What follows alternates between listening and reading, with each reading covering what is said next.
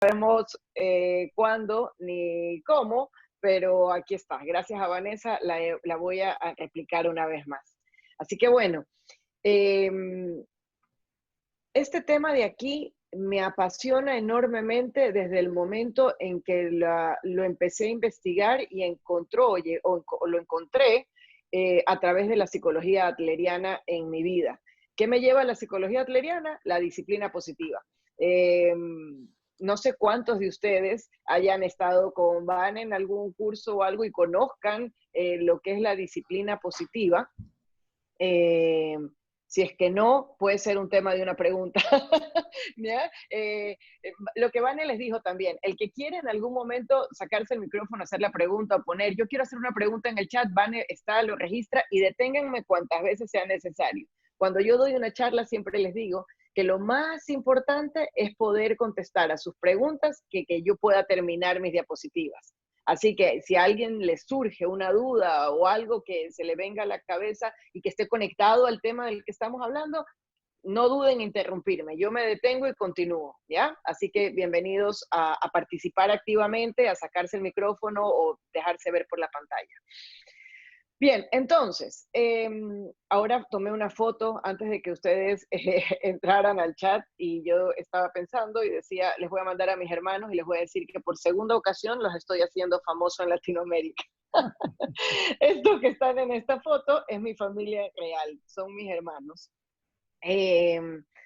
No sé si me apasiona este tema porque soy la famosa hermana sándwich o tercera hermana y necesitaba entender y comprender por qué nos dicen pobrecitos y todos los papás nos consultan a nivel psicológico. Tengo una hermana sándwich o tengo un hijo, perdón, tengo un hijo sándwich y qué puedo hacer con este hijo que está en la mitad.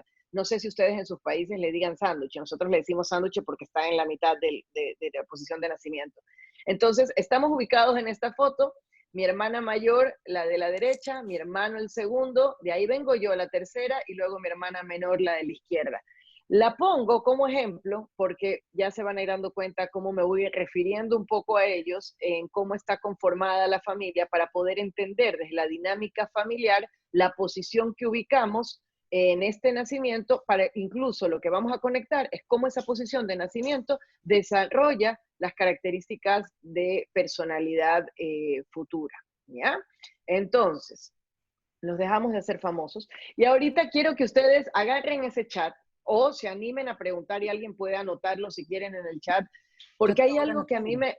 Eso, Vane, gracias. Para luego al final de la charla poder revisar. Hay algo que a mí me gusta cuando doy una charla y es que podamos cumplir con las expectativas por las cuales ustedes ingresaron en esta conferencia el día de hoy. Entonces, pueden anotarlo, se lo dicen en voz alta a Vanessa y Vanessa lo anota. ¿Qué esperan ustedes lograr en esta conferencia? Cuando vieron el nombre de esta charla, pensaron, yo quiero entrar porque, ¿quién quiere compartir las razones? Para luego al final poder saber si respondimos esos porqués o los tenemos que contestar.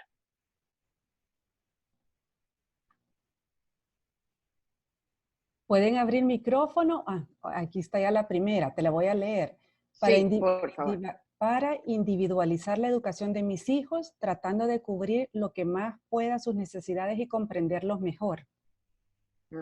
Perfecto. No sé si alguien más quiere escribir, ahorita es el momento. Entender las grandes diferencias entre mis dos hijos y poder adaptarme a cada uno de ellos. Gabriela dice, en mi caso me parece interesante, yo tengo dos hermanas, soy el sándwich, pero de mis hijas tengo solo dos. Con dos hijas, ¿cómo se mira esto? Ajá, bien. Eso. Pueden seguirlas anotando porque al final los vamos a revisar y si no he podido contestar esas preguntas todavía, las volvemos a decir. Creo que alguien escribió algo más. Para comprender mejor a mis hijos y saber de qué manera los voy a guiar y poder adaptarme a mis hijos con sus respectivas diferencias de edades. Ok, la diferencia de edad también es algo supremamente importante y lo vamos a hablar ahora porque marca la diferencia también de esa posición de nacimiento. No es tan sencillo y rápido y automático el poder pensar, yo soy primero, entonces yo soy segundo, sino que depende mucho los años de diferencia que hay entre ellos, si es mujer y hombre, como en el caso de mi familia, que de alguna manera están ubicados y ahí viene una tercera de que si es mujer o hombre. Entonces, sí, bien. Eh, entonces, bien, nos hemos metido en esta charla, pareciera que porque queremos entender esa posición de nacimiento para poder, alguien dijo, individualizar o darle a cada hijo de acuerdo a lo que pudiéramos comprender, ¿no?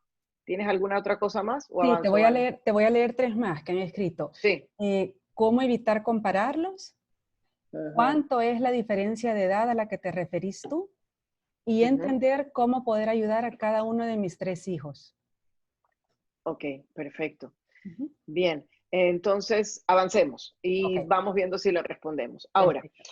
quiero irlos situando, no voy a dar aquí una clase de psicología particular, pero sí quiero que ustedes vayan como aterrizando de por qué voy a terminar diciendo o por qué mi enfoque se dirige hacia donde se dirige. Entonces sí quiero explicar de dónde se sustentan estas bases psicológicas para lo que vamos a ver.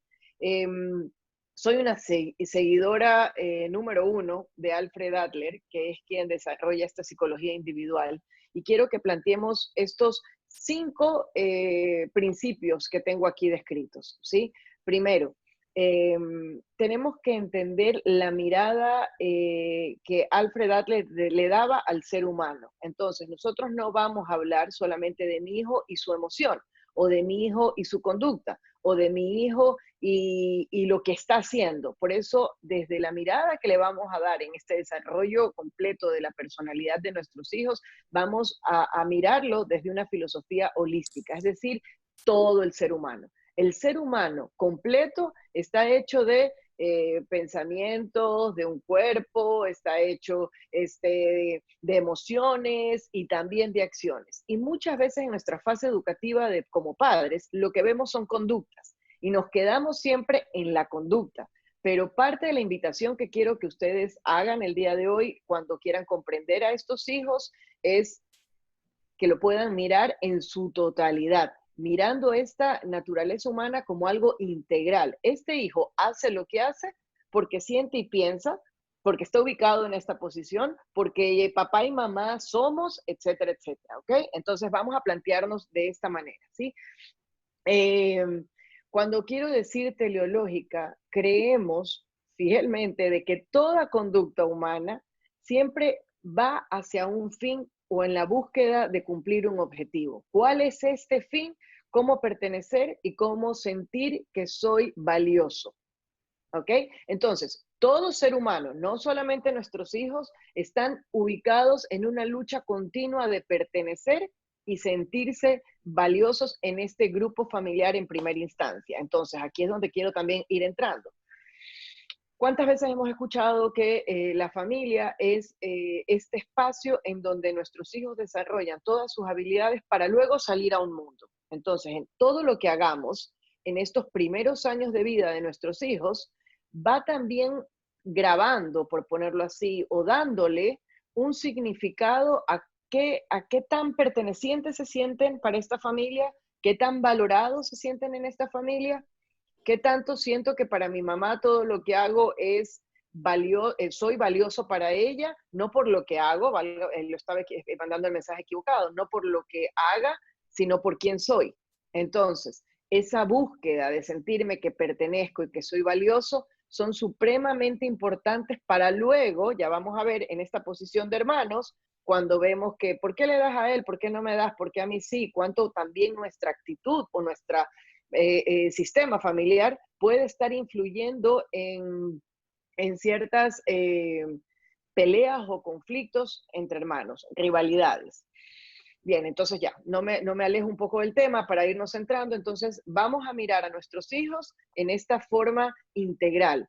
Mi hijo como un todo, no como una de sus partes. Vamos también a comprender que todo lo que hacen nuestros hijos van dirigido hacia esa búsqueda de poder pertenecer y sentirse importantes y valorados. Acá hay otro concepto importante que también les quiero dar, que nos vamos a ir enfocando en el transcurso de la charla, y son estos sentimientos de inferioridad y superioridad. Alfred Adler destinaba casi toda su teoría en base a esto, y un poco lo planteaba, que desde que somos chiquititos, un bebé, desde que nace, sino que ahí no tiene todavía conciencia, pongámosle un niño de año y medio, etcétera, percibe el mundo en donde se percibe en menos, porque no es capaz, porque necesito del otro, porque no puedo sobrevivir solo, necesito de alguien para sobrevivir en este mundo. Entonces, vamos a partir, Adler partía, desde que todo ser humano está ubicado en una inferioridad normal. Aparte, también aquí se suma al otro punto que les quiero hablar, que es el del sentimiento de comunidad. Somos seres inferiores por sí solos y nos terminamos de conformar con la existencia del otro. ¿Ya? Esto suena un poco filosófico, pero es yo solo no sobrevivo. ¿Ya? Con el otro existo realmente, porque a través del otro, entonces yo sé que soy valioso, importante para ese otro. ¿Ya? Entonces, este sentimiento de inferioridad normal que debemos de, y esto por eso siempre vamos a hablar en los seres humanos de esta humildad, para reconocer que somos imperfectos, que no lo podemos todo, que necesitamos de ayuda, que necesitamos de los demás, es sano cuando no se convierte en un complejo, sino que asumimos y aceptamos que somos seres inferiores y que necesitamos de los demás para existir, para sobrevivir. Pero muchas veces, cuando esta inferioridad no es aceptada, pudiera tornarse o convertirse en un complejo de inferioridad o un complejo de superioridad. Entonces, aquí es donde vamos a volver a enfocarnos en nuestra familia, tengamos 2, 3 hijos, 4, etcétera, es cómo están esos sentimientos de nuestros hijos. Son hijos que se aceptan tal y como son, aceptan su imperfección, reconocen sus fortalezas, sus debilidades, se pueden reír de sí mismos, aceptan una pérdida, una ganancia, pueden celebrar la ganancia de un hermano o que un hermano haga algo bien, o por el contrario, se ubican en estos complejos de superioridad. Yo necesito ser mejor que tú tienes que obedecerme a mí todo el tiempo, porque cuando tú haces lo que yo digo, entonces yo, vámonos al segundo punto, soy valioso e importante. ¿Ya? Eh, o por el contrario, otras características de chicos que pudieran ser el todo lo hago mal, mis hermanos lo hacen todo bien, ellos siempre les dan todo, a mí nunca me dan nada. Ahí hay que cuidar de que ellos no se estén ubicando en ese complejo de inferioridad. Pobrecito yo, soy una víctima, nadie me da, etcétera. No sé si ahí me van agarrando esa idea, pero hacia dónde tenemos que ir dirigiendo a nuestros hijos es a que puedan aceptar su inferioridad, ese sentimiento de inferioridad que no cae ni en el complejo de inferioridad, valga la redundancia, o en el complejo de superioridad. Y ahí es donde nosotros tenemos que manejar a este mini grupito de hermanos para que puedan crecer con mayor estabilidad, pero en ese reconocimiento o valoración frente al otro. Bien, entonces, cuando les daba la introducción del sentimiento de comunidad, más adelante tengo otras diapositivas en donde voy a hablar de esto de aquí. Desde chiquititos, en los primeros 5 años, nosotros vamos reconociéndonos, como les decía, a través del otro, a través de mis padres, y el que nace en posición de hermano, porque ya tiene un hermano mayor, entonces también a través de mis hermanos. Logro reconocer quién soy, si soy valioso e importante para él o no.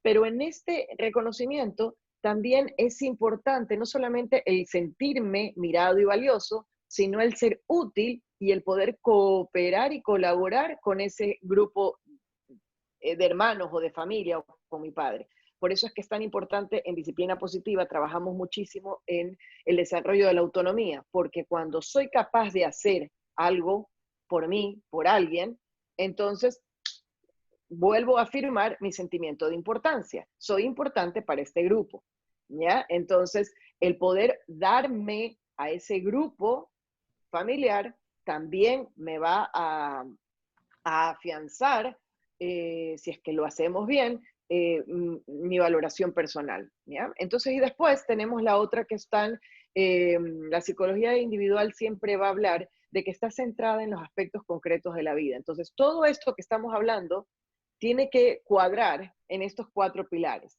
En mi ubicación como la familia, en el trabajo, que para los niños pequeños empieza a ser su escuela, es su trabajo profesional, lo que ellos hacen, los logros que tienen, etcétera.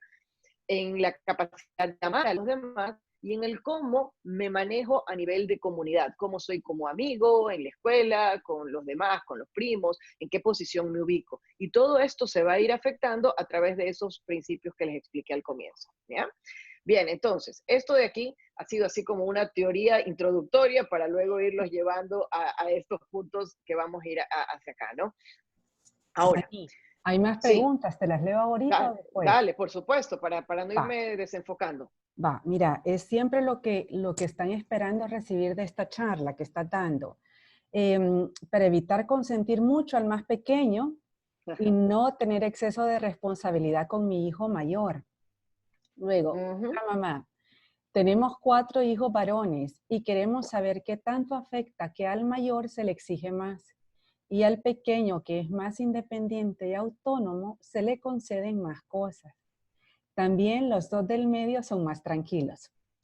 Y la última, por el momento, ayudarles a mis hijos de 4 años y 1 año y medio, que son tan diferentes, a sentirse valorados por sus cualidades individuales sin que se comparen mucho entre ellos.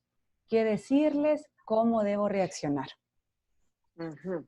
Perfecto, perfecto. Y a estas, no se puede, si son mamás todos, porque Sí, solamente a mí me salen 4 figuritas, ya, ajá, 4 videos, pero si no, son mamás, estas dos mamás que pudieron ubicar esto de no engreír al más pequeño, el no darle la responsabilidad excesiva al más grande, están entrando en tibio, tibio al tema de nuestra charla. Un poco porque no sé si decirle de una manera inconsciente, por alguna razón, todas las familias hacemos lo que hacemos y nos dirigimos hacia allá, pero ya vamos a hablar también de esa parte, ¿ya? Entonces, bien, espero que todas esas preguntas al final de esta charla las hayamos contestado. Si no, me la vuelven a hacer, ahí sí se ponen el micrófono y la conversamos.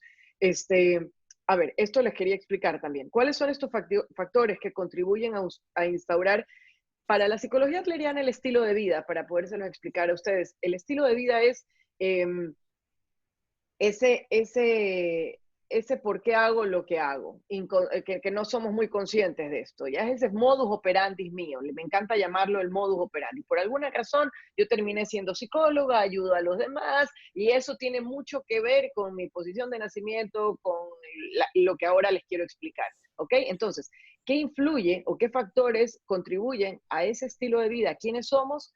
Primero, la atmósfera familiar. Bien, ¿a qué nos referimos con la atmósfera familiar? Es el ambiente que se respira, la situación general que vivimos dentro de una familia. Y aquí algo súper válido y que debo resaltar. Muchas familias a veces dicen, pero yo no entiendo por qué mi hijo mayor hace estas cosas y el segundo hace, si viene de un mismo papá y una misma mamá con las mismas circunstancias, etcétera. Siempre les digo a los papás, no, ningún hijo nace en un mismo momento específico de un padre y una madre. Hay que medir la madurez en la pareja, en el matrimonio, las situaciones económicas que atravesaban o cómo lo estaban viviendo, la madurez personal, laboral, profesional con la que manejan los tiempos, espacios, etcétera, la sumada de un hijo, otro hijo, cómo es asumida a nivel personal o acogida en esta familia.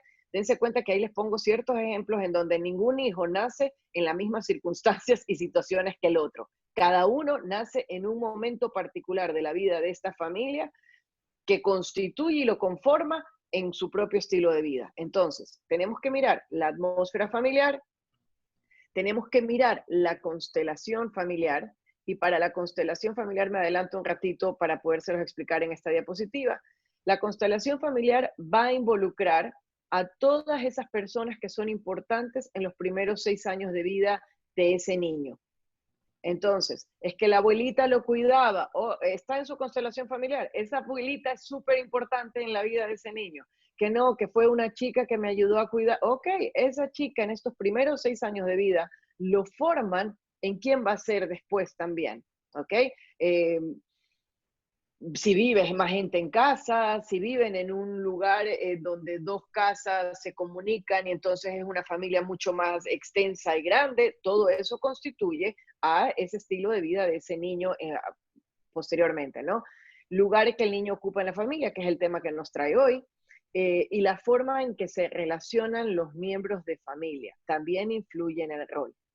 Como madre y padre, lo que ustedes están preguntando, ¿qué tanto pido? ¿Qué tanto menos pido? qué tanto, a veces también les digo a los papás en esta como influye mucho, por ejemplo, cuando de repente tenemos a un hijo que es un poco más enfermizo, que exige cuidados mayores, o de repente necesidades especiales académicas y tiene que ser más atendido, más apoyado, etcétera. Temperamentos más fuertes que necesitan ser más mirados, más atendidos. Todo esto que vivimos, y los quiero invitar a que ustedes traten de sobrevolar en su familia y tratar de mirar desde arriba a ustedes mismos y a cada miembro que la constituye, el tratar de pensar cómo somos, qué es lo que pasa, qué es lo que nos caracteriza a nosotros como familia y en esta relación que estamos teniendo. Bien, entonces, constelación familiar. Luego, definitivamente, es importante e influye cómo somos como papás, cuál es nuestro modus operandi, cómo funcionamos, cómo estamos con nuestra valoración personal y pertenencia y cómo nos relacionamos como matrimonio, como pareja. También influye en lo que ya les expliqué, no lo voy a ahorita ahondar más, a menos que alguien lo quiera preguntar después, los sentimientos de inferioridad. ¿Cómo me veo a mí mismo? Necesito ser perfecto, siempre hacer las cosas bien, nunca fallar. Y ahí está también el estilo de vida de un padre y una madre. Acepto quién soy, reconozco mis emociones, mi imperfección, o por el contrario, la exigencia al éxito siempre es número uno en esta familia porque tenemos que ser los mejores, etcétera. Y finalmente, pero no menos importante, la cultura en la que nos desarrollamos. No podemos pensar que alguien que nace en una cultura, no sé, asiática o africana, porque claro, acá estamos en Latinoamérica, va a tener o va las mismas características que un niño que vive en una ciudad particular con características particulares. Entonces la cultura influye muchísimo también en quiénes somos. Bien. Entonces, ¿qué cosas tenemos que tomar en cuenta? Primero, ¿cuántos hermanos son? ¿Qué me gusta aquí ya para entrar en la parte de dinámica familiar y que ustedes también empiecen a evaluarlo y a pensarlo? No es lo mismo en esta charla, creo que probablemente son pocos, no sé si haya alguien que levante la mano. En mi caso, yo sí tengo hija única, pero creo que al ver el tema, probablemente pocos padres de hijos únicos se animaron a inscribirse o a meterse, pero un hijo único tiene sus características particulares, por todo lo que les acabo de decir en esa pirámide, influyen en quién va a ser él. Si son dos hermanos, esto me encanta también decirlo, y a veces les hago la broma a los papás, no porque los mande a tener más hijos, pero el número 2 de hermanos es el número más complejo para manejar la competencia o rivalidad entre ellos. ¿Por qué? Porque uno gana, el otro pierde. Porque al uno lo retan, al uno lo castigan y al otro no lo castigaron. Al uno siempre lo agarran con las manos en la masa y al otro nunca lo ven. Por el otro te toca estar más atento en su parte académica y el otro está estudiando solo. Entonces, el número 2 de hermanos implica mucha mirada, justamente para evitar esto que alguien preguntaba, la comparación y la rivalidad. A mí me gusta diferenciar siempre la palabra de competencia con rivalidad. La competencia la voy a llamar a esta que es sana. Todos competimos entre todos. Todos de alguna manera queremos ser buenos y queremos ser mejores en lo que hacemos. Y de alguna manera estamos mirando lo que hacen para competir. Pero cuando es una competencia sana, podemos llegar a decir lo que les ponía en ejemplo hace un rato, es, wow, qué bien, me gusta lo que has hecho, ganaste, qué bien, hermano, lo hiciste súper bien.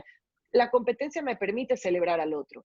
La rivalidad no, porque ahí hay sentimiento, hay un complejo de inferioridad que pudiera ubicarme en ese querer ser alto para aplastar al otro o en el ser bajo que veo al otro tan grandote y tan perfecto que yo no me animo ni siquiera a querer competir con él. Entonces, ¿cuántos hermanos son? Hijo único, 2 hermanos, 3 hermanos o 4, y aquí es donde quiero un poco, por eso les ponía mi foto familiar para que lo vieran. No es lo mismo si ustedes tienen una hija mujer primero, la segunda es mujer y el tercero hombre, por ejemplo. Bueno, en este caso les he dado 3. El hombre y el cuarto, sí, así vamos a ponerles. La primera mujer, la segunda mujer, el tercero hombre y el cuarto, pongamos que sea hombre también. En este caso, cuando tratamos de mirar quién es ese sándwich, ya vamos a hablar de esos sándwiches, no pasa a ser el tercer hermano hombre, porque él pasa a ser el primer hombre de la familia. Por lo tanto, eso ya lo ubica en una posición de primero. Aquí la sándwich viene a ser la segunda hermana, la segunda hija mujer, porque ya hubo una primera hermana, ¿ya? Entonces, no siempre el estar en la mitad te convierte en un hermano medio o un hermano sándwich, porque si tienes 3 hijos, entonces tienes a un hijo varón, a una hija mujer y a uno chiquitito que también es hombre, tienes a tu primer hijo varón, primera hija mujer y un chiquito. Entonces, aquí en esta familia probablemente no se ubique ninguno como un hermano medio o sándwich. Bien, las edades entre ellos. Para esto que vamos a estar hablando, de la posición en la que van a ir ubicando sus hijos, normalmente lo que tratamos de ver en dinámica familiar es que si estos hijos tienen una diferencia mayor de 5 años, es como que si ya los calculáramos de otra tanda. Ya no vamos a calcular este primer hijo, segundo hijo, tercero. O sea, si tienes a un hijo eh, de 10 y tu segundo hijo tiene 4, entonces tienes a 2 primeros hijos, porque cada uno ubica un nivel de importancia y de lo que va viviendo ambientalmente como si fuera un hijo único, tiene un hermano muy, muy, muy grande. Bien, ¿cuál es la posición de nacimiento? Que es lo que he venido hablando, la diferenciación del género, que es lo que les acabo también de decir, y las relaciones afectivas entre padres y hermanos. Clarísimo lo que quiero decir aquí. Desde la psicología y la relación que tenemos padres e hijos, hay algo que tenemos que tener súper claro. A las madres nos cuesta más manejar o enfrentar o lidiar o educar a nuestras hijas mujeres. Y a los padres les cuesta más enfrentarse con sus hijos varones. Dani, ¿podés ahondar un poquito en eso? ¿Por qué? Sí, sí, claro, por supuesto. Tiene muchísimo que ver por el quién soy yo y esto que hablan ciertos psicólogos, lo pongo así porque muchos de ustedes probablemente lo han leído, no porque yo lo utilice tanto en terminología, pero es ese niño interior y es por tu historia pasada. ¿Quién eres tú como mujer? ¿Cuál fue tu historia de niña? ¿Cuáles fueron tus deseos realmente en ese momento para sentirte valioso y perteneciente? Y digámoslo un poco, ¿contra quién estás enfrentando ese quién eres tú a esa niña mujer siendo madre? Y al hombre le pasa igual. Muchas veces se ve reflejado en esos deseos, en esos ideales, en esa historia propia. Entonces cuesta un poco más. En cambio, cuando es, llamémosle el cruce, una madre tiene a su hijo varón, de alguna manera se encuentra en esta relación afectiva que acá en Ecuador, no sé si ustedes le digan, pero babeas de amor por ese niño, te derrite, todo lo que haga, hay una relación ahí de amor escondida e inconsciente que no la puedes tener con tu hija mujer, ¿sí? Entonces, esto pasa generalmente desde dinámicas familiares inconscientes. Ahorita, de alguna manera, en esta charla, yo estoy sacando esto a colación y ustedes se quedarán pensando y graficando sus propias familias después y tratando de entender un poco el por qué hacemos lo que hacemos, ¿no? Bien, ahora, otro tema acá que quiero darles. El cómo desarrollamos nuestras creencias. Importantísimo para que vayan ubicando a sus hijos también. Desde que somos chiquititos, todos nosotros en algún momento de nuestra historia y nuestros hijos en sus primeros 5 o 6 años de vida, lo que pasa es que hay algo que miran, su cabecita lo interpreta, lo decodifica, y no siempre esa interpretación está pegada a la realidad. Y eso que interpreta hace que sienta algo y por lo tanto reacciona. Y luego inconscientemente va buscando más eventos, más situaciones que confirmen esa interpretación para que siga detonando esa emoción y por lo tanto reaccionar igual. Pongo aquí un ejemplo. Un hijo que te pudiera estar diciendo, vamos a ver, una palabra clásica, tú no me quieres. Un niño que te dice es que tú no me quieres y cada vez que algo pasa, te dice tú no me quieres. En ese momento, este chiquito, y a ver, no, en ese momento el padre o madre reacciona y reacciona a esa conducta y le va a decir, ¿Cómo vas a decir que yo no te quiero si todo lo que yo hago como padre o madre, mira todo cómo te cuido, la comida, ¿ya? Entonces, en ese momento, yo estoy tratando de convencer a mi hijo de que eso que está diciendo no es real, pero por alguna razón, él la está decodificando e interpretando de esa manera. Y cada vez que la interpreta, entonces siente tristeza, celos, envidia, preocupación, etcétera. Y por lo tanto, vamos a inventar, reacciona siempre con llanto y termina llorando, ¿ya? Entonces, voy a ir más adelante hacia donde tenemos que trabajar, ¿ya? Pero esto quiero que ustedes lo vayan viendo. Nuestros hijos, desde que son chiquititos, inclusive podemos ver vamos a ver, poner este ejemplo en posición de nacimiento. Tienen un hijo número 1. Este hijo número 1 ha recibido la atención 100%. Pensemos que los padres han estado en posibilidad de poder brindarle toda la atención educativa del caso. Y de repente llega un segundo hermano que él en su cabeza, tratando de descubrir el mundo como primero, nunca lo vio venir ni esperaba, porque lo que él sabía era que él decía y aparecía mamá, aparecía papá, mamá y papá siempre estaban ahí y en el centro, y quieres comer esto, y todo me preguntaban a mí, lo que me preguntaban yo era el único que tenía que escoger, no había nadie más, nadie tocaba mis cosas, etc. Pero de repente aparece un nuevo miembro de la familia. La interpretación que hace este primer hermano probablemente sea, ya no me quieren, desde que llegó todo el mundo se ríe ahora con él, yo ya no soy tan importante, las cosas que yo hago ya no son tan chistosas, ahora empiezo a escuchar que me empiezan a decir, ya no llores así que tu hermano te copia, y es que tú eres el ejemplo de él, y cuídalo, y no lo toques así que le vas a hacer daño. Entonces los niños interpretan, sienten, y luego van a reaccionar y van a actuar. Y de esta manera van a ir construyendo esta creencia que yo les decía hace un rato de qué tan importante soy, qué tan valioso soy para esta familia, qué tan útil, ¿ok?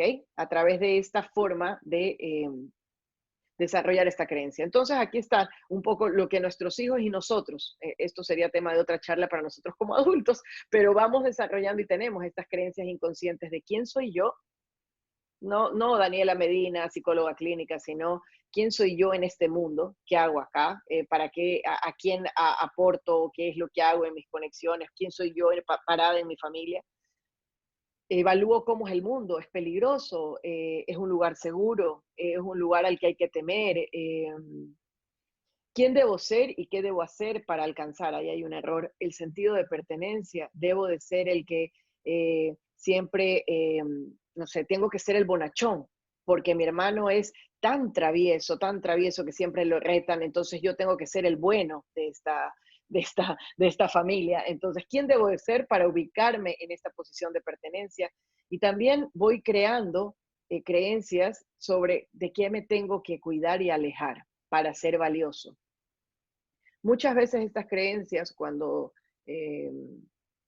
no quiero decir cuando pasa algo a nivel familiar, porque al final todos tenemos algo de irracionalidad en nuestro inconsciente, pero normalmente son creencias irracionales e inflexibles, las creemos firmemente, aunque nos digan que no es así. Por eso es que cuando le decimos a un hijo, no, pero ¿cómo vas a decir si mamá no ves que te está dando de comer, te quiere un montón?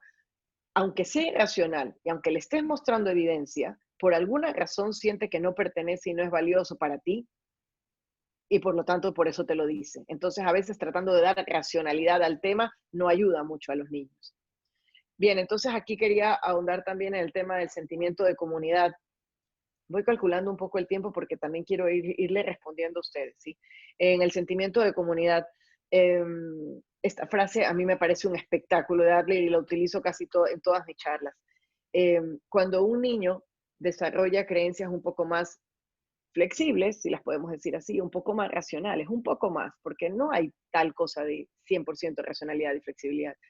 Entonces somos capaces de desarrollar empatía, que Adler lo ponía como sentimiento de comunidad, que es el poder darnos a los demás, estar ya listos de no estar viendo mis propios problemas, y es que a mí nadie me quiere y nadie me mira y todos me odian, es que nunca me das la razón, y no significa no es otra cosa que mirarme a mí mismo y todo lo que yo estoy sufriendo y lo no obtengo, sino que como me siento bien conmigo mismo, soy capaz de levantar la mirada y mirar con los ojos del otro, escuchar con los oídos del otro, sentir con el corazón de otro. Y por el momento, decía Alfred Adler, esto era la definición de lo que era el sentimiento de comunidad. Como estoy bien conmigo misma y siento que soy valiosa e importante, entonces ahora sí puedo mirar lo que le pasa a mi hermano, a cómo se siente mamá, o es verdad, él también necesita que le den otro pedazo de pizza en el plato. No solamente estoy viendo por qué a mí me diste el pedazo de pizza más chiquito, ¿ven? Entonces es un poco cómo trabajar en esas creencias para luego pasarlas a poder desarrollar empatía. Ahora, ¿cómo se desarrollan este sentimiento de comunidad? Este gráfico es súper claro.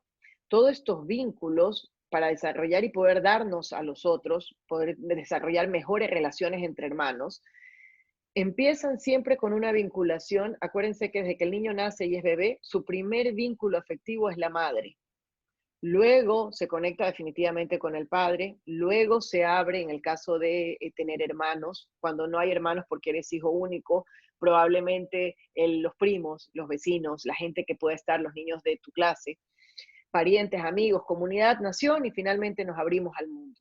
Bien, entonces, esto es importante que ustedes lo vean, porque si sus hijos, de acuerdo a la posición de nacimiento, desarrollan un sentimiento de pertenencia y validez esperable, eh, por lo tanto son capaces de darse al otro, entonces el sentimiento de comunidad se eleva. Y cuando se eleva, entonces hay más empatía, hay más pertenencia, hay más solidaridad, hay más cooperación y por lo tanto me siento más útil, adaptable y flexible. Pero cuando no siento que pertenezco, que soy valioso, que el otro tiene mejores cosas que yo, desarrollo sentimientos de superioridad, complejos de superioridad o de inferioridad, entonces, ¿qué pasa? Mi sentimiento de comunidad disminuye, por lo tanto, ya no me importa lo que pase con el mundo, sino que solo estoy preocupado por mí, ya hay menos solidaridad, menos deseo de cooperación. De hecho, esto es una característica que le pasa en el desarrollo evolutivo, por ejemplo, a los hijos adolescentes. Están tan ensimismados y tratando de desarrollarse a sí mismos y tratar de generar una identidad de ellos mismos que baja un poco su sentimiento de comunidad, están pensando solo en ellos, son más egocéntricos y no pueden pensar en el otro. Pero hasta que esa fase se vuelve a acomodar, y son capaces de abrirse nuevamente al mundo.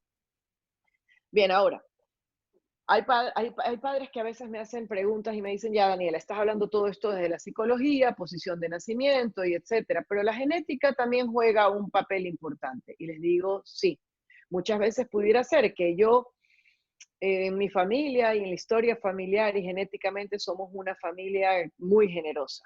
Entonces, efectivamente, esto, sí, hay niños que nacen desde chiquititos, nadie les tiene que decir comparte, sino que simplemente ellos comparten y dan todo y no son capaces de decir que no.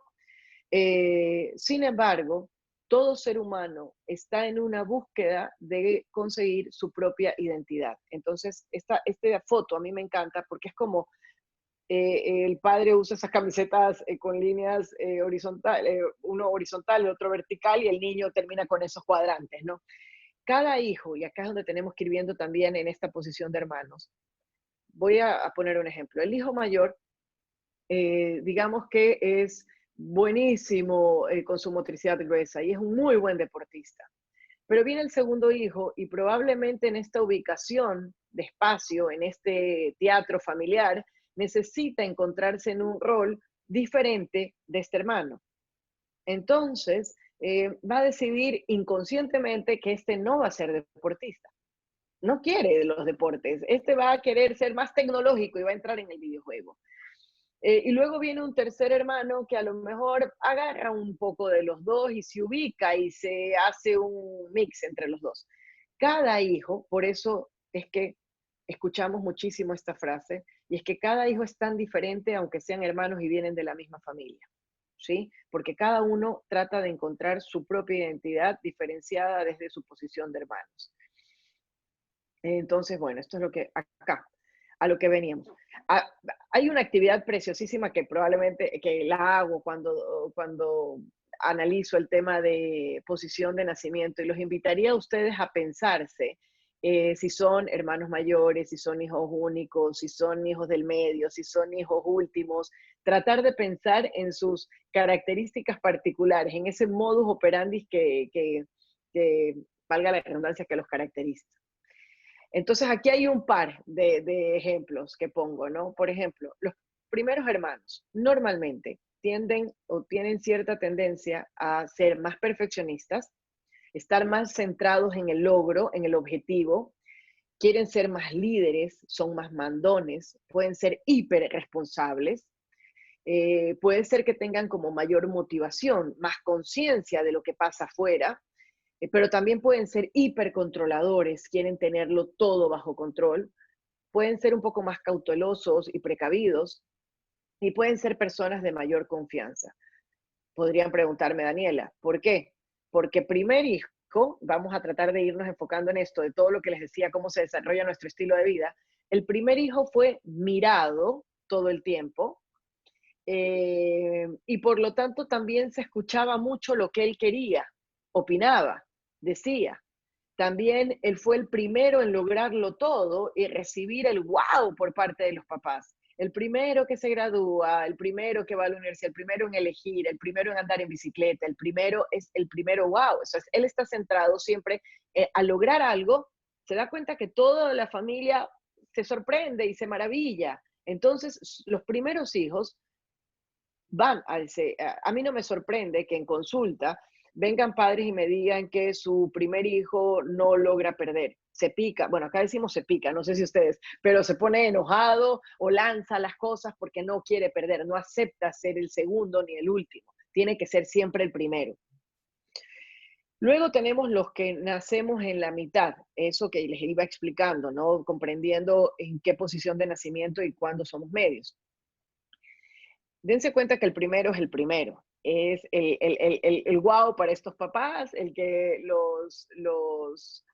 eh, son la novedad para estos primeros padres. El del medio, de alguna manera, desarrolla características de mayor adaptación. Es mucho más independiente.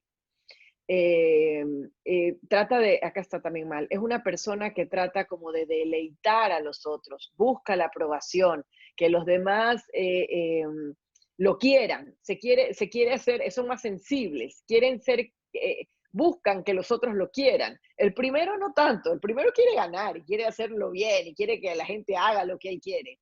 El del medio busca los afectos, por eso son más sensibles.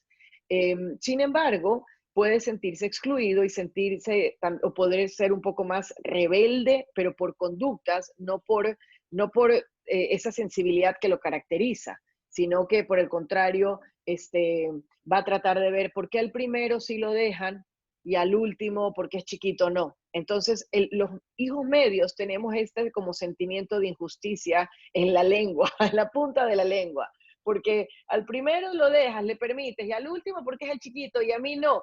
Tenemos esto de como que no están siendo justos con nosotros, ¿ya?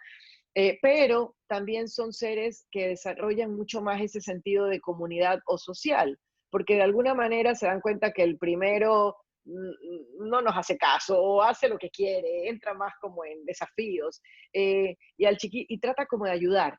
De hecho, pueden ser los más serviciales, los que vienen a la familia, intentan ayudar y mantener contentos a la gente, y yo te ayudo, mamá, y yo te hago, ¿sí?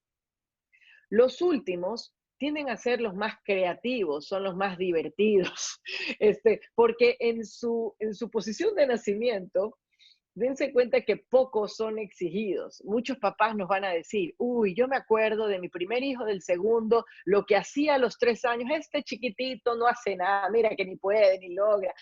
Pero sin embargo, no le exigen, pero él lucha todo el tiempo por tratar de ser como los más grandes. Y lo hace de una forma manejando el sentido del humor, con creatividad, buscando las formas de llamar la atención. Por eso es que el menor es menos complicado, es más relajado, no es tan dependiente emocionalmente por lo que el otro quiere o hace, es más encantador, es más extrovertido, puede llegar a ser más social. El segundo, el medio, está más, hay que trabajar ahí de alguna manera, en que busca mucho la aprobación del otro.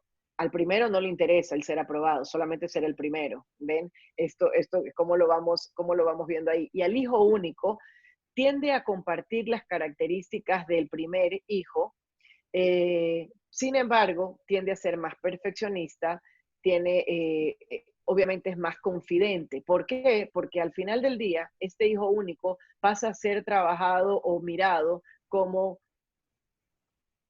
es tratado por sus padres como adulto, le hablan como adulto, le exigen como adulto, se comunican con él como adulto, le piden más. De hecho, mi hija tiene ya 12 años, va a cumplir 13, y a veces me sale con unas reflexiones que verdaderamente me llama muchísimo la atención. Y a veces digo, solo tiene 12, pero piensa con una cabeza más grande, pero porque está metida en un mundo de adultos pensando como adultos, ¿no?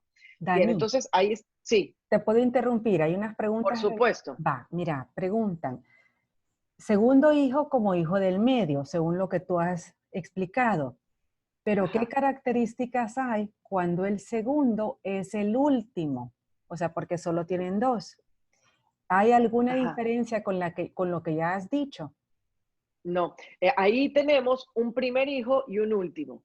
Ok. No vamos a tener ese hijo medio, Ujú. porque efectivamente vas a tener al mayor, y acuérdense de lo que les dije, diferencia de edad. Si están ese hijo mayor con el hijo segundo, tienen menos de 5 años de diferencia, entonces pudiéramos empezar a ver estas características en cada uno de ellos. Otra pregunta. Dice, tengo tres hijos. La mayor es mujer, el segundo es varón y la tercera es mujer. Según lo que has explicado, puedo entender que tengo tres hijos únicos. Vuelve a explicar las A edades ver, para situarlo. Sí. dice, mi primera hija es mujer. Ajá. Luego, el segundo es hombre. Y la tercera es otra mujer. Entonces, según lo que has explicado, se Mm. puede decir que tengo tres hijos primer nacidos. No, no, porque ahí tienes, podrías tener, los dos primeros son tus dos primeros, primer hombre, primer mujer. Y esto Ajá. lo vuelvo como a resaltar o a identificar. ¿Por qué? Porque tu primer hombre tiene unas características como, valga el ser humano masculino, por no decir hombre otra vez, que van a impresionar, van a llamar la atención. Vas al partido de fútbol, me invento. En la niña va a impresionar por sus características femeninas. Y ahí vas a tener estos dos primeros y tienes al último chiquitito. Entonces, en este caso no tienes, es hijo medio. Ah, ok, ok. Aquí hay otra. En el caso de gemelas, tengo mi primer hijo varón que tiene 11 años y las gemelas son mujeres de 1 año 6 meses. Mis gemelas, ambas son segundas o son primeras. O, Me imagino que por la diferencia de edad, ¿verdad? claro, por diferencia de edad, sí, estaríamos hablando es cuando les decía dos tandas, porque ya Ujú. tienen más de 5 años de diferencia. Pero la psicología, y qué bueno que salió esta pregunta del gemelo o mellizo, dense cuenta que los gemelos y los mellizos, no va a haber ningún gemelo y mellizo que cuando se presenten, wow, eres gemelo, sí, pero yo nací primero. Y yo nací 4 segundos antes que tú. O sea, es decir, esta ubicación, y ahí es donde como mamá de gemelos o de mellizos tenemos que también tratar de ir identificando qué hijo se está ubicando en posición de hermano mayor y qué hijo en posición de hermano más pequeño. Porque sí se ubican, y de hecho, normalmente en la psicología de los mellizos gemelos, lo que vamos a ver es que hay uno que desarrolla características como el más fuerte, más independiente, el otro un poco más sumiso. O sea, hay que analizarlo ahí porque ellos mismos, de alguna manera, o nosotros, por sus características particulares, también los vamos ubicando en alguna posición de nacimiento del que hemos hablado. ¿Tienes alguna otra, Vane? Sí, fíjate que aquí están preguntando, dice, mi último hijo es introvertido, no es social, le falta sentido de pertenencia, es complicado. Entonces le acabo de preguntar que cuántos hijos tiene, como para darte Claro, más. Vamos a esperar claro, a ver qué claro. me contesta. Ajá. Ah, dos, tiene dos hijos. Y la diferencia entre ellos, ¿Y y la hombre o diferencia? mujer, Ajá. Si podés anotar claro. la diferencia de edad y si Claro, son porque hombres. todo eso determina. Ahora, en este caso que nos están haciendo esta pregunta, que ya nos van a anotar esto, pero pudiera ser también yo en este momento un poco, no sé si decirlo, torpe por dar un como diagnóstico de respuesta, porque acuérdense que les dije que el estilo de vida no solamente también sumaba la posición de nacimiento, pero también lo que pasa ambientalmente. Entonces, habría que dar también en algunos momentos características particulares, porque pudiera ser que alguien me diga, no sé, vamos a ver, que el primer hijo o el último es súper enfermizo, no sé, ya eso hace que sea algo diferente en la familia, o que, no sé, nació con alguna dificultad, no lo sé, pero trataré de dar respuestas, pero recuerden que hay que mirar otras características también, que por tema tiempo a veces no podré responderlas con exactitud, ¿no? No sé si ahí Vaya, contestaron, Vane. sí, va. La niña mayor tiene 12 años y el segundo tiene 10 y es bien enfermizo. Ahí, entonces, ahí hay que ver mucho lo que decía a nivel de las creencias. Ya eso habría que entenderlo de manera diferente. Por eso es que les digo, todo lo que estamos hablando no es un debería, porque hay muchas circunstancias que pueden reubicar. Por ejemplo, me pasó hace poco atendiendo a una familia, ¿no? Que tenía un primer hijo varón, pero este primer hijo tenía muchas dificultades académicas. Nace un segundo hijo varón también, pero sin embargo, pues este no tenía ninguna dificultad y era de estas balas, ¿no? De estos de que va aprendiendo lo que su hermano de 2 años no estaba pudiendo hacerlo. Y entonces, psicológicamente, el hermano primero se ubicó como menor y el mayor sube y toma las características de un hermano mayor. Pero son cosas que hay que analizarlas. Entonces, hay que mirar siempre el contexto, nuestra relación, más esta posición. No lo veamos tampoco tan 1 más 1 es 2. Mira, aquí una gemela está escribiendo y dice, te felicito, Daniela, todo lo que vas explicando es bastante acertado. Soy gemela y soy la que nació primero. Y, Está. y muerta de la risa. Entonces pone, y lo que vas explicando con mis hijos, que son 4 varones, es muy acertado. Gracias. De nada, de nada. Estamos justamente para eso, para irlos justamente, contestando estas preguntas de poderlos ir comprendiendo, porque más allá de comprender, que era una de las cosas que ustedes ponían, porque ahora uno puede decir, ok, entonces entiendo esto que Daniela decía, el primer hijo, entonces el segundo, cómo pudiera estarse sintiendo el tercero, pero no se queda en esa comprensión, sino ahora efectivamente en el trabajo de darle a cada uno lo que cada uno requiere de acuerdo a esa interpretación que pudiera estar detonando. ¿Ya? Entonces, esto, para que lo podamos un poco mirar. ¿Tenemos más preguntas o avanzo un poquito más? Fíjate que aquí me están diciendo, tengo 3 adolescentes, 2 mujeres de 18 y 17 y un varón de 13, ¿verdad? Entonces pone, la de en medio es muy rebelde. Siempre siente que uno no la quiere porque siempre dice que su hermana mayor y su hermanito son los que yo más quiero. Claro. Y es que ahí hay que darse cuenta, por ejemplo, 2 hermanas con tan poca diferencia de edad, es muy probable, y ellas por algunos años, por casi 5, pudieron haber jugado de alguna manera con un tema de rivalidad, por ser 2 mujeres a nivel de competencia. Acuérdense que les dije esto del número 2, tengo que ser como tú, no soy como tú, lo que haya pasado en esa época. Pero en esta rivalidad habrá que ver cómo se manejó. De repente nace, un chiquito.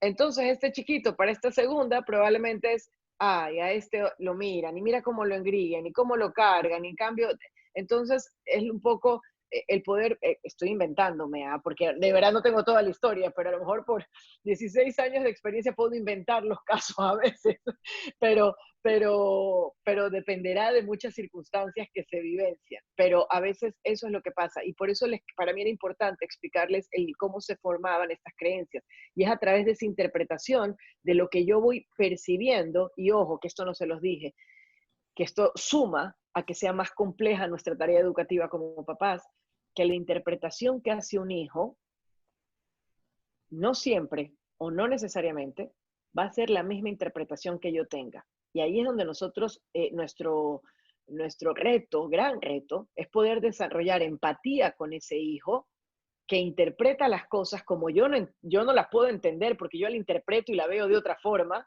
pero necesito entrar en su mundo, aunque tú estés pensando que no te quiero lo suficiente, yo lo estoy sintiendo que sí lo hago, pero quisiera que cada vez que lo sientas o lo percibas, me hagas una seña para yo tratar de ver qué puedo hacer por ti. Y ahí es donde nosotros como papás tenemos que trabajar.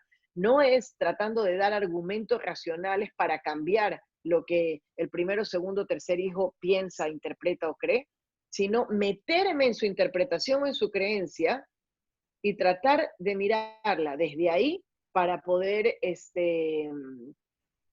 para poder cambiarla, si la quiero ver así. Mamá, es que tú nunca, a mí nunca, ¿sabes qué? A ver, vamos a ver.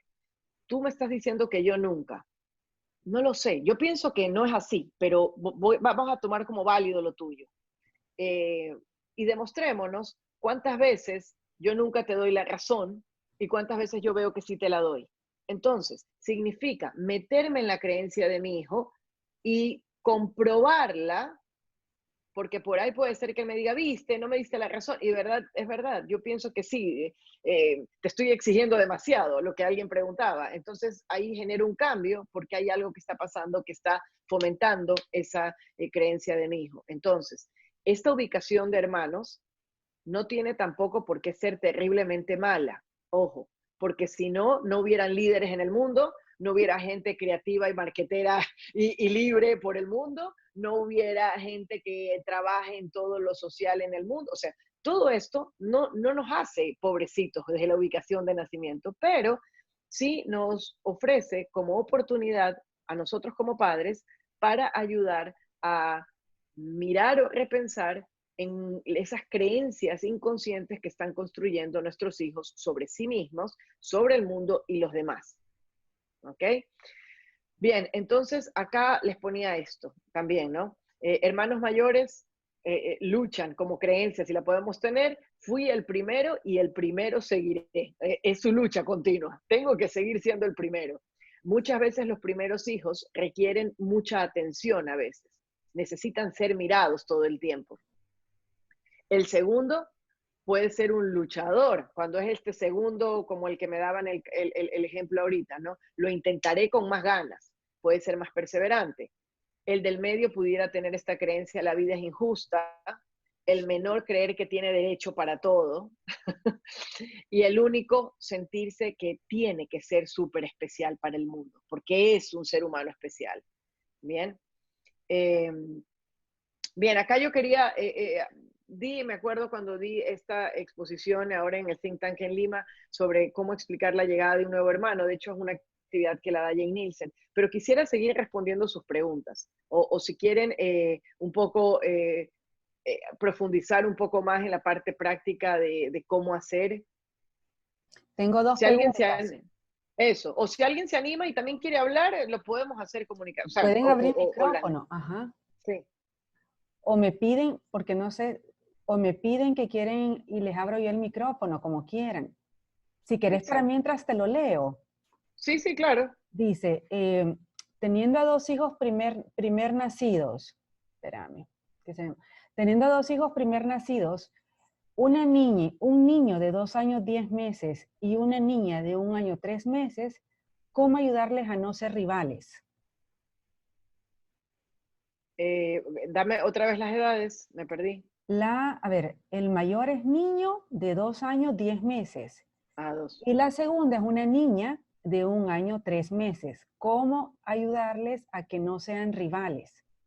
Exacto. Si no, acuérdense que la competencia también es sana. O sea, acuérdense que, por eso les dije la parte de que yo me reconozco en el otro también. Veo que el otro tiene algo que yo no tengo y ahí es donde tenemos un poco la clave para no acentuar esa o no cambiar esa competencia hacia rivalidad. Siempre lo digo, el éxito está en que todos como familia podamos reconocer las fortalezas y debilidades de cada uno y poderlas poner en palabras, cosa que puede sonar súper sencilla y a lo mejor como, esto de aquí que me dijeron fue una tontería. No, es clavísimo porque no necesariamente, y ustedes se van a dar cuenta cuando hagan este ejercicio con sus hijos en algún momento, a ver, ¿qué cosas puedes hacer tú bien? Un niño que necesita hacerlo todo bien te va a decir montones de cosas. Y cuando tú le preguntas, ¿y qué cosas no te salen tan bien y son tus debilidades? y probablemente, no sé, no tengo, no sé, solamente esta, ya nada más, nada más. Porque le está costando reconocer esa imperfección que era de la que yo les hablaba como la inferioridad. Entonces, tus hijos, de la persona que me hizo la pregunta, son muy chiquititos todavía. Entonces, sí es importante el que uno pueda ir ofreciendo ese espacio de reconocimiento con sus fortalezas y debilidades para cada hijo, diciéndolas en voz alta. Y uno se puede ir dando cuenta de las características particulares de cada uno. ¿Sabes qué? La verdad es que sí, o sea, a ti te cuesta, a lo mejor, me voy a inventar, a ti te costó leer y escribir porque tu hermano lo hizo rapidísimo y las matemáticas es un as, pero date cuenta cómo mamá quiere algo y tú siempre sales corriendo a ayudarla. La verdad que todos tenemos fortalezas y debilidades, así nos equilibramos. Tú haces unas cosas bien, el otro hace otras cosas también bien. E inclusive, cuando vean que sus hijos están en total comparación todo el tiempo, hay que trabajar también en esa creencia. Y uno puede ahí sí ser como un modelo. Yo aquí lo veo, por ejemplo, ¿por qué le diste a él primero? ¿Por qué me diste a mí primero? Date cuenta que le serviste a él más jugo, a mí menos jugo. Le diste la pizza más grande, a mí me diste la pizza más chiquita. ¿Viste? Siempre él escoge el restaurante. No sé, hay niños que están todo el tiempo compitiendo y viendo a quién le dan, a quién no le dan, etcétera. Uno ahí como padre y adulto, cuando se da cuenta de esto, tiene que abrir espacios. Ok, no, aquí me parece que estamos viendo algo. Vamos a ver, hoy día yo entrego la pizza primero a ti y después al otro. Lo voy como intercambiando y hay que ir quitando la mirada hacia ese comparativo continuo, que ahí hay que hacernos un autoanálisis nosotros como adultos y también darnos cuenta cuántas veces, sin querer queriendo, como decía el Chavo del Ocho, sin querer queriendo, comparamos a nuestros hijos. Y esto, los papás, cuando yo se los consulto en la parte de las terapias, cuando vienen y me hacen alguna consulta, muchas veces decimos, no, yo nunca. Pero cuando me van hablando, sí van diciendo, oye, pero es que el mayor no sabes cómo hace esto, en cambio al otro, ¿cómo le cuesta? O mira qué perezoso que es, pero el otro sale corriendo. Es inevitable. Y muchas veces hacemos eso que no creemos que estamos haciendo, también utilizamos para remarcar y darnos cuenta. ¿Cómo me costó con el primero quitarle los pañales? Mire, este fue facilito y se los vamos diciendo. Entonces vamos pasando y transmitiendo el mensaje de que con el otro fue muy difícil, la primera etapa, con el otro fue regalada y facilita. Es que tu hermano cómo lloraba y tú mira qué lindo cómo te duermes solo y nunca necesitaste de mí. Entonces tenemos que cuidar que nosotros no seamos los que estamos alimentando ese comparativo. ¿Hay más? ¿Te las leo o seguís? Sí, Va, sí, no, sí, sí, sí. va. Ya Aquí estoy casi llegando al final. ok, aquí hay una mamá de Sí, 4. Dice, te voy a leer las edades. La sí. primera es niña con 15 años. El segundo niño con 14 años. La tercera niña, 13 años. Y el cuarto, un niño de 6 años. Entonces dice, siento que mi segunda hija, quien se lleva menos de 3 años con mi hija mayor, es decir, con la de 15, Uh-huh. es la que se siente más desconectada de toda la familia. Es súper sensible, pero también se pierde en su mundo. Pasa en pleito, pleito es pelea, pelea Ya. constante las dos niñas. Es la que menos colabora en casa, pero tiene muchos detalles y está muy pendiente de los casos de injusticia. Entonces dice la mamá, me preocupa que se sienta de menos o que tenga sentimientos de inferioridad. Ajá, bien. Ahí, en esa pregunta, por ejemplo, que la formulas bastante bien, en tanto y cuanto ya estás mirando lo que está pasando desde afuera, que puede haber ese sentimiento de inferioridad, etcétera.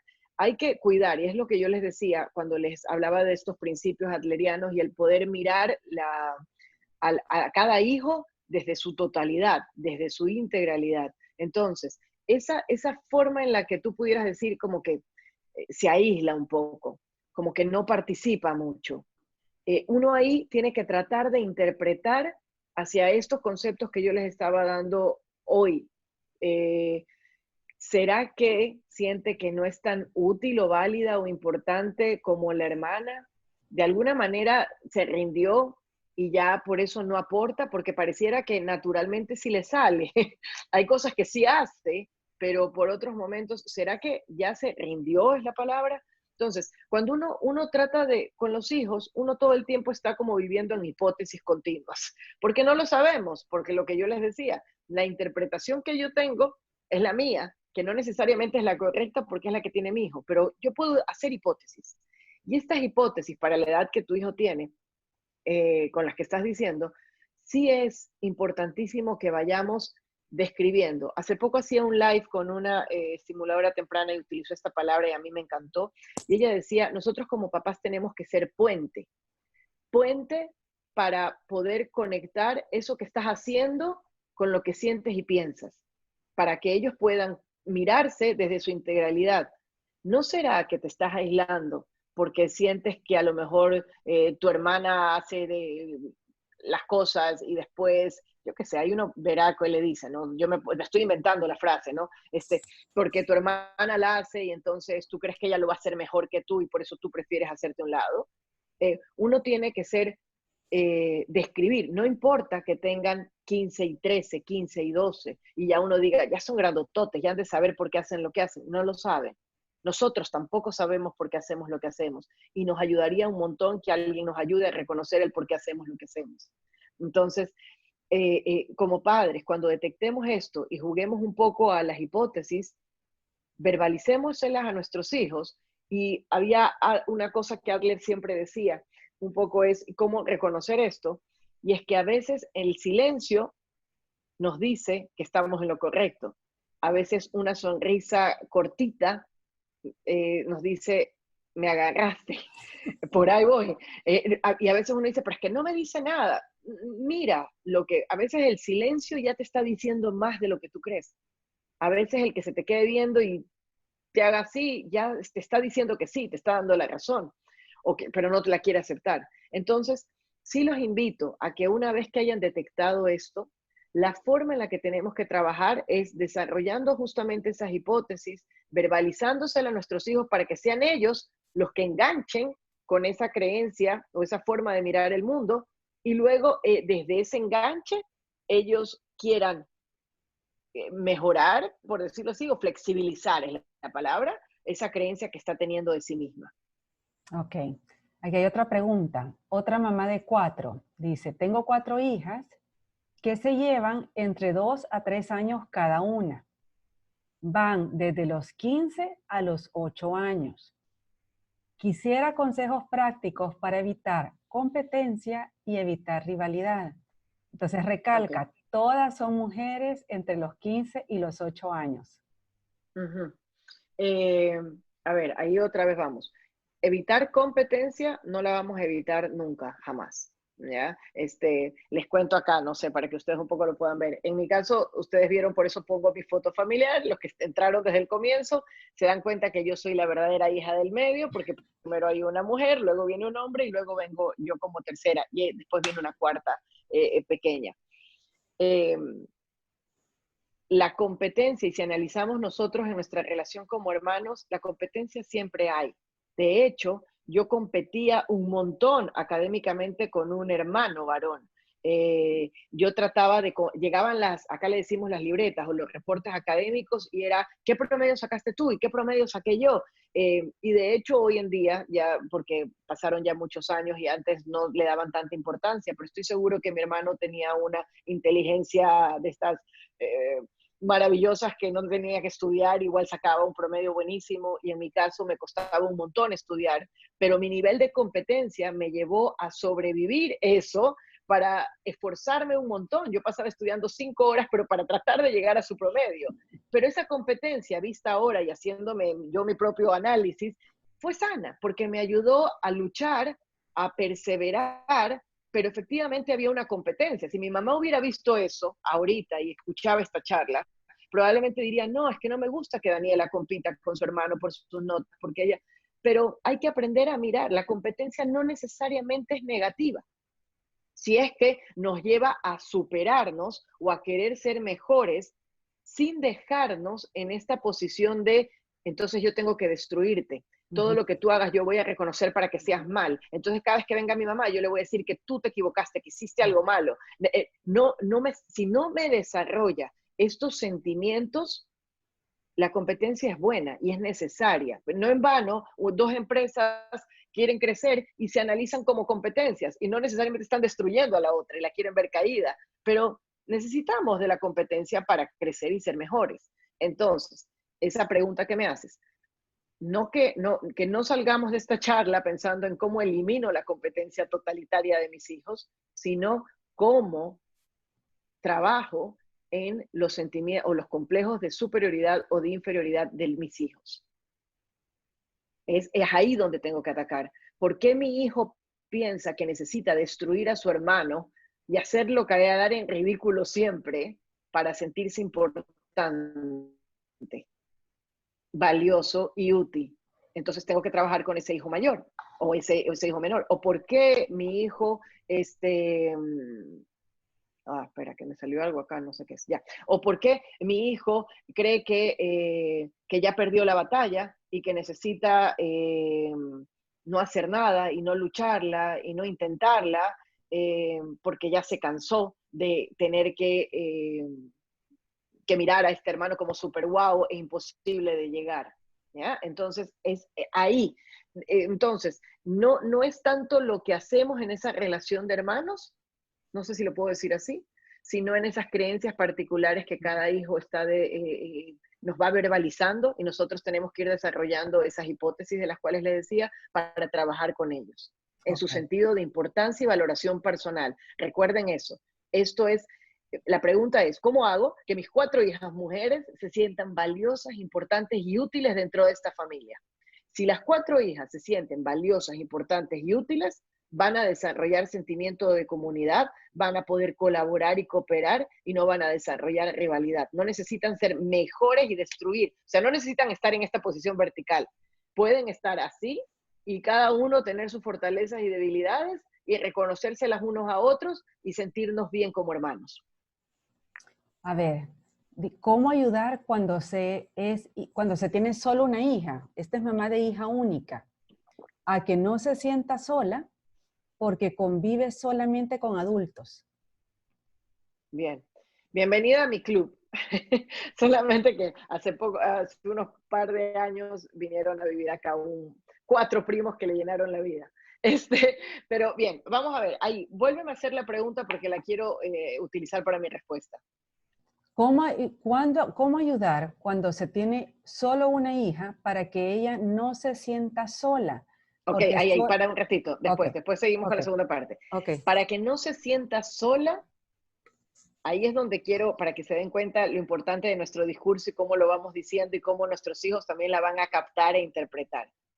Una hija única se va a sentir sola. Yo no puedo evitar que se sienta sola. Se siente sola porque no tiene a gente de su edad. Entonces ahí es donde yo les decía, una nena, hija única, que te dice, pero ¿por qué yo estoy sola y no tengo hermanos? Mi relación como padre y madre ante esa respuesta tiene que ser, tienes toda la razón, por momentos te vas a sentir sola porque no tienes hermanos. Es que voy a ser empático con esa sensación porque es real, pero ahí es donde viene el tema del sentimiento de inferioridad. Si es que yo no quiero que se sienta sola porque está sola, estoy haciéndola sentir pobrecita por la posición de nacimiento y porque no tiene a más niños alrededor. Y yo no quiero que ella desarrolle complejo de inferioridad por ser hija única y estar sola. Yo lo que quiero es que ella pueda, ahí otra vez vamos, fortalezas y habilidades. ¿Sabes qué? Tienes toda la razón. Probablemente alrededor tuyo te falten hermanos con los que puedan, pero encontremos las fortalezas y debilidades de ser hija única. A lo mejor date cuenta, yo escucho que en la casa del vecino se pegan de gritos porque ábreme la puerta, quiero ir al baño. Tú en cambio tienes tu baño para ti sola. O a lo mejor veo que sí, efectivamente no tienes con quién jugar y tienes que estar con los adultos, pero también tiene fortalezas de ser hija única porque tú nos dices vamos al cine, quiero ver tal película y te llevamos a ver esa película. Imagínate con 2 hermanos o 3 hermanos. Un momento hay que ver la película del hermano 1, otro momento la película del hermano 2, otro la de 3. Entonces, dense cuenta cómo, no sé si lo estoy logrando proyectar, si no vuelvo a preguntar, cómo nuestras palabras o la visión o el enganche que le hacemos a nuestros hijos es importantísimo por cómo van a vivir esta inferioridad o este sentimiento de inferioridad normal en nuestra vida. Esa hija única, efectivamente, ese es supero, o sea, ese supero, y es real y es sincero. pero no hay nada que como padres podamos hacer para no hacerla sentir, porque está sola. Nos tiene a nosotros como padres. Lo que podríamos encontrar o enganchar, efectivamente, si alguien me dice, ¿qué cosas podemos hacer? Veamos, si tienes un parque cercano, esta niña necesita relacionarse con otros. Como es hija única, trata de hacerle más juegos con otras personas, porque necesita también aprender a tolerar a los otros, a compartir con los otros, necesita saber que no es la única y que todo el mundo tiene que hacer lo que ella quiere, porque así es su centro de la vida y familia. Eso sí hay que hacer, pero en sentimientos y en creencias tenemos que cuidar que no sea un pobrecita yo, no tengo hermanos. ¿Ok? Y la segunda parte, no sé si ahí la logré contestar, sino que me quería quedar con ese no hacerla sentir sola. Porque convive solamente con adultos, era la segunda parte. Dale, está bien, es que es lo que pasa, sí es lo que es, y es lo que hay. Va, mira, dice, ¿cómo hacer para que mi primer hijo de 11 años entienda que sí lo amo y que sus hermanas gemelas son pequeñas y necesitan cuidado? No es que se le desplace, pero a veces él quiere que se haga algo en ese justo momento. Y si no se hace enseguida, se queja de que yo prefiero a sus hermanas y que él es desatendido. Exacto. Ahí, la recomendación que les di hace un ratito, conecten con la creencia. Este hijo, por la interpretación, este hijo cree que no eres muy justa en la división de tiempo y que ya no lo miras tanto, ¿ya? Ahora, recuerden que un poco en lo que les pasaba, el primer hijo es como necesita siempre atención, quiere ser mirado y siempre se va a quejar porque por los otros ya nadie me mira, no soy importante, etcétera, ¿ya? Entonces, pero me meto en su creencia, voy a ser empático con lo que me está diciendo y voy a decir, ¿sabes qué? La verdad es que sí, tengo dos hijas pequeñas que a lo mejor me quitan un montón de tiempo. Cuando tú fuiste hijo y tenías esa edad, la verdad es que tenías toda la atención para ti sola, en cambio estas dos hermanas tienen que dividírsela entre ellas, pero tú tuviste al 100% este papá y esta mamá, y es normal que ahorita te pudieras estar sintiendo como un poco desplegado, porque ya eres más grande, eres más autónomo, estás pudiendo hacer cosas solo, etcétera, pero hagamos algo, y ahí es donde viene nuestro trato. Te entiendo, pero hagamos algo. Cuando tú veas que estoy siendo muy injusta con tu tiempo, hazme una seña. Y cuando tú me hagas esa seña, yo voy a tratar de comprender que te estás sintiendo así, voy a hacer algo con lo que estás, algo por lo que estás sintiendo. Entonces, vamos a ver, hablas esto con él y la próxima vez te toca atender a una de tus hijas y el mayor viene y te hace la seña, que te ha dicho que te va a hacer así. Entonces él coge y te hace así y yo en este momento voy a lo mejor darle un fuerte abrazo, decirle, te quiero un mundo, termino con esto y estoy contigo. Termino y ahí sí viene mi coherencia y constancia como madre y voy a ir con este hijo. Gracias por esperar. Tu hermana en este momento necesitaba, no sé, me voy a inventar, que le cambie los pañales. Gracias por esperar, ahorita sí estoy contigo. ¿Qué me querías enseñar? Pero voy a hacerle sentir, porque por alguna razón no lo siente y lo voy a resaltar, que eres importante para mí, que voy a estar ahí para ti. ¿Sí? Pero no dejando botado al bebé yendo a buscarlo por esta creencia, sino eres importante para mí, termino con lo que estoy haciendo y te muestro esa importancia. Lo que muchas veces nos pasa como papás es que ese seguimiento después ya no lo hacemos por falta de tiempo. Entonces ahí sí estamos en ese círculo de la creencia en que nuestros hijos, viste, no, tú me dijiste que me ibas a venir a ver, pero no viniste nunca. Te fuiste a ver el agua, le contestaste al papi, prendiste el televisor y nunca estuviste conmigo. Bingo, le dimos más fuerza a esa creencia que estaba teniendo. Va. Mis 3 hijos pelean mucho. Esta es la misma mamá de los adolescentes que te preguntó, que eran 2 niñas de 18, 17 y uno de 13, me parece. Ya tendría que volver a ver las edades. Sí, así es. Ok. Mis hijos pelean mucho. ¿Será por las edades que están los 3 en la en la adolescencia? Siempre estoy tratando de darle gusto a los 3, pero realmente quisiera ver qué hago para que se lleven mejor. Ok, ahí otra cosa más que iba a decir, como la competencia era sana y sacaba lo mejor de nosotros si es sana, las peleas entre hermanos o las discusiones son normales y totalmente esperables. Y esto también lo resalto. Margarita creo que hace FIF. Al fin me alié. Puedo. A ver, De hecho, a veces yo les pongo también este ejemplo. El momento en el que yo me casé y tengo a mi esposo, yo no puedo esperar que no hayan discusiones. Y muchas veces cuando trabajamos a nivel matrimonial, las discusiones por la convivencia es totalmente esperable. No podemos esperar que nuestros hijos, quienes están desarrollando habilidades de compartir, de tolerar, de aceptarse, de ceder, de jugar a lo que tú quieres, a lo que yo quiero, no peleen nunca, van a pelear. Y ahí es donde nosotros en disciplina positiva siempre vamos a decir, en esas peleas tenemos que aprenderlas a mirar como una oportunidad para que nuestros hijos desarrollen habilidades para el futuro. Entonces, están peleando mucho porque el juguete que tú me lo dejas y todo. Aquí hay que desarrollar tolerancia, o aquí hay que desarrollar, aprender a resolver estos conflictos. Ese va a ser mi enfoque, no en evitar las peleas, porque la convivencia trae siempre dificultades. Entonces, no seamos papás soñadores, fantasiosos y utópicos de pensar que nuestros hijos nunca tienen que pelearse y si nunca se pelean van a ser los mejores hermanos del mundo. No, mis 4 hermanos nos recontramatábamos en la infancia, pero hoy por hoy son el pilar más importante después de mi familia nuclear en mi vida. Nos apoyamos mutuamente y nos necesitamos un montón, pero en la convivencia nos recontramatábamos. este, entonces, no le tengamos miedo a las peleas, son oportunidades, no crean que porque se están peleando ya esto es rivalidad. Lo que tenemos que aprender a mirar es eh, el por qué, otra vez, a levantar hipótesis. A ver, se pelean mucho porque de verdad es que uno es súper ordenado y el otro es tan desordenado que le desbarata todo. Ok, vengan, a ver, tu característica es que eres muy ordenado, la tuya es que eres un poco desordenado, esas son tus fortalezas y debilidades. ¿Qué podemos hacer para hacer de este espacio algo un poco más agradable para los dos? Entonces, tú desordenado, vamos a poner hijo único, hijo desordenado. ¿Qué quieres hacer tú con tus cosas para ayudar a mantener un poco más el orden? Porque el otro también es ordenado. Entonces, en eso vamos enseñándole a nuestros hijos a conocerse, a conocer al otro, a desarrollar habilidades de ceder y de convivencia. Entonces, ahí estamos trabajando. Entonces, eso, mirar el por qué son las peleas, involucrarnos siempre y cuando sea para desarrollar una vida, para darle la razón o ser más justicieros con unos o con el otro. ¿Sí? Sí, porque esto también, sí. eso sí detona más rivalidad entre hermanos. No, es que tú tienes, porque tú eres bien, no sé, vamos a decir, es que tú eres, mira con tu hermano, siempre haces esto, eso, distancia.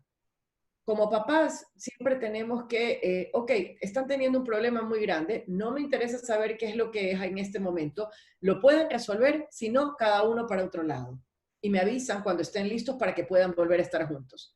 Cuando los padres nos ponemos como jueces, a ver, ven tú, cuéntame, ¿qué pasó? No, es que mi hermano me pega, si es que la verdad es que siempre te pega, pero tú te pegas porque tú también eres llorón. Entonces ahí, en ese momento, como papás, estamos pinchando identificando lo negativo, en lugar de desarrollar habilidades.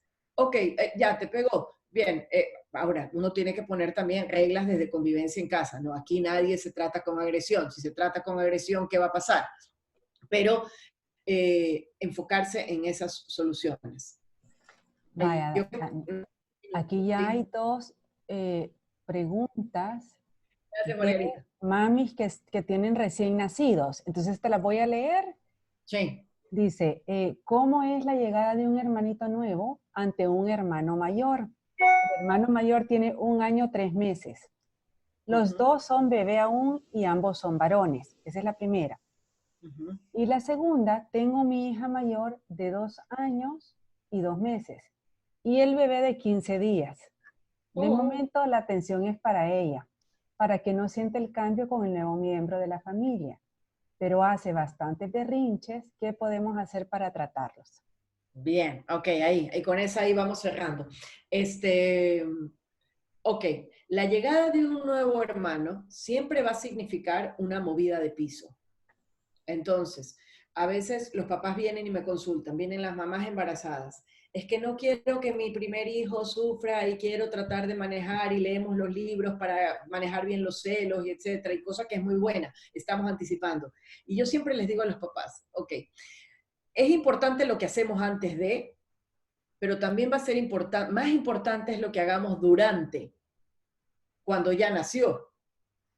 Y no solamente apenas nace y llega el hermano, sino a lo mejor durante toda su vida, para no instaurar esa rivalidad entre hermanos. Entonces, sentir los celos es súper válido. A cualquiera de nosotros nos traen una persona nueva a la casa y vamos a, ¿y por qué lo miran más? ¿Y por qué están con él? ¿Y por qué nadie me paró bola? Bueno, nosotros decimos paró bola aquí en Guayaquil, pero nadie me, aquí también, bueno, a mí nadie me vio. Uy, yo llegué y ya nadie salió corriendo como antes. Eso mismo es lo que interpreta ese hijo mayor. Es válido, totalmente válido. Entonces, ahora, ¿qué es lo que yo por lo menos percibo que los padres estamos haciendo ahora? Y hay que cuidar en eso que estabas diciendo, que a veces se cree que el bebé no se da cuenta y el que se da cuenta es el hijo mayor y entonces todas las atenciones van al hijo mayor y al bebé lo dejamos. ¿Qué es lo que pasa ahí? Que el hijo mayor sigue sosteniendo ahí su creencia irracional e inflexible de que necesita ser mirado todo el tiempo y que nadie puede sacarlo de ese espacio de mirada continua. Entonces los papás, por mejor hacer, lo que hacemos es, uy, ya, el bebé, no, ven tú, cargado, ni sé qué, y damos, por el contrario, me he topado en consulta con padres que a veces me dicen, bebés que no salen de sus casas los primeros 6 meses, 7 meses, porque siempre los dejan en casa para salir y aprovechar el tiempo con el hijo mayor. Y sin embargo, lo que está aprendiendo ese hijo mayor es que necesita ese tiempo solo contigo como papá, porque el otro es un intruso que me está quitando tiempo cada vez que está contigo. Entonces, cuando llega este hermano mayor, le recomiendo a todos los que puedan, hay un video, después te puedo mandar el link, sino que está en inglés, ahora lo voy a hacer súper rápido. Esta es una explicación que hace Jane Nielsen de cómo demostrarle a nuestros hijos, sino que las edades que plantean son muy chiquitos, el de 2 años ya pudiera un poquito algo tratar de entenderlo, pero para que se den cuenta que el amor de los padres se reparte y no es que si te lo doy a ti ya no se lo puedo dar al otro, sino que se mantiene intacto y que el amor de los papás se multiplica y que podemos darlo a todos y hay para todos, ¿sí? Entonces, es importante que a la llegada de estos hermanos nosotros podamos, sí, efectivamente, no cambiar mucha rutina ni cosas que se suelen hacer con el hermano mayor, pero sí involucrado. O sea, una mamá que está dando de lactar pudiera seguir lactando y pudiera estar mientras el hijo está jugando y le dice, ay, mira lo que está jugando, qué lindo, me pasas ese bloque, me pasas, estoy con el bebé presente, dándole lo que tengo que darle, el afecto, la cercanía, la lactancia, pero también estoy con el otro y él se acostumbra, se va a ir acostumbrando, al principio puede ser difícil, de que mamá puede estar para mí, pero también tiene que estar para el bebé, ¿sí? Y muchas veces lo que se enfocan los padres es efectivamente en darle esa responsabilidad de hermano mayor. Tú eres el hermano mayor, tú me vas a ayudar a cuidarlo y tú me vas a pasar las cosas y es lo único que hacemos, pero es como darle trabajo y este niño dice, eso como que no está tan divertido, ¿por qué tengo yo que cuidar y hacer cosas por este de aquí? Entonces, lo importante es que podamos llevar a un ambiente en donde estos nuevos miembros se incluyen y donde podemos hacerle notar a él que sigue siendo importante, pero que hay un nuevo miembro que también pasa a ser un sujeto importante en la familia. ¿Sí? Eso. Entonces, yo diría, hay que mantener mucho la rutina con este hijo. Hay que ubicar las rutinas también de ese bebé para que puedan estar tiempo en común, que como papás también podamos estar con el hijo mayor, pero sin necesidad de hacer cortes y diferencias muy grandes. Y si tu hijo está muy celoso, otra vez lo que les dije, hacer puente, ponerle en palabras. Yo creo que tú estás pensando que mamá te quiere menos porque llegó el hermano, pero mamá puede querer igualito, exactamente igualito a los dos, porque el amor se hace más. Entonces uno pudiera, dependiendo de la edad del niño, yo lo diría 3, 4 para arriba, no menos, si pudiéramos decirle, por ejemplo, tú me estás diciendo que quieres más a mamá que a papá. No, tú puedes querernos a los dos, o cada vez que estás con papá, entonces ya no quieres a mamá. No, nos quieres a los dos, pero estás jugando con papá. Lo mismo pasa con el otro hermano. Entonces, ahí es donde estamos trabajando una vez más en esta recomendación que les he dado esta noche, es en la creencia. no en la conducta o en la queja o en la irritabilidad. Dani, ¿sí? tú en el Think Tank hiciste una dinámica que yo tengo colgado en mi Instagram, de la candela. ¿Te acordás?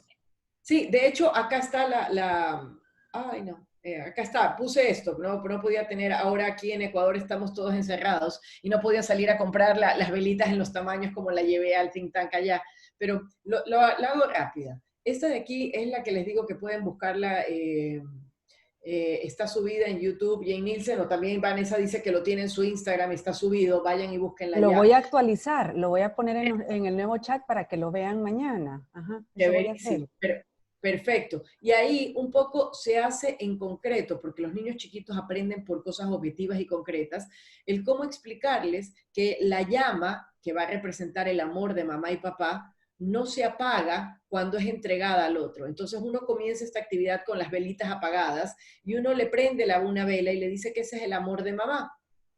Y cuando mamá conoció a papá, coges una segunda vela, le prendes, le dices que mamá le dio todo su amor a papá, pero los dos se han quedado con todo el amor de los dos, porque las velitas siguen prendidas. Y cuando mamá y papá tuvieron todo su amor, nace el primer hijo, cogemos una vela un poco más pequeña, la prendemos, y mamá y papá les dan todo el amor a este hijo. Pero que se dé cuenta que aunque da todo el amor de mamá y el amor de papá se mantiene, no se reduce, no se apaga. Y entonces cuando nace otro hijo, mamá y papá le dan todo su amor, pero que se dé cuenta que el amor de esta familia sigue encendido y que todos están amando con todo su amor, pero que ningún amor se ha apagado por la existencia del otro.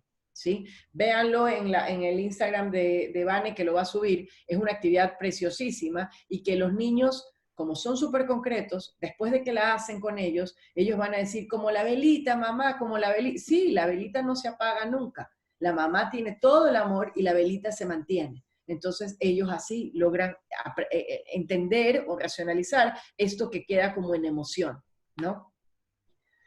Eso, Vane. Espero haberlos ayudado un montón en este trabajo de educar a más de, bueno, hay papás que tienen un solo hijo. Pero mira, aquí están escribiendo que los objetivos han sido superados, que te agradecen muchísimo, que tienen suficiente para sentarse como esposos a trabajar con cada uno de nuestros hijos.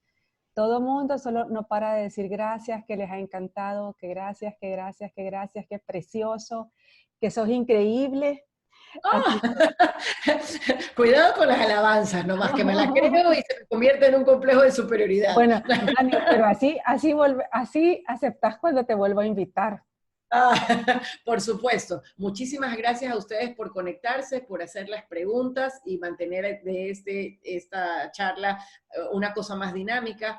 Hay un montón de cosas por aprender y el único cierre que les puedo dar es anímense a no ser perfectos y equivocarse. Como padres podemos conocer un montón de cosas y yo puedo saberlas todas en teoría, pero puesta en práctica vamos a fallar. Y nuestros hijos van a aprender de nuestras imperfecciones y van a poder reconocerse como imperfectos también y van a poder aceptar esa inferioridad que tenemos todos en la vida. Y no hay mejor aprendizaje que podamos darle en ese coraje de ser imperfectos. Así que anímense a fallar, a equivocarse, a no ser perfectos, a que metamos la pata una y otra vez, pero siempre y cuando seamos conscientes, la saquemos y aprendamos de nuestros errores. Muchísimas gracias, Vane. Mil gracias, Dani, de verdad. Muchísimo. Si supieran el día que Daniela ha tenido hoy, ha sido una cosa que yo dije, no sabe a lo que se ha metido a estar dando a esta hora una charla, pero te agradezco en el alma,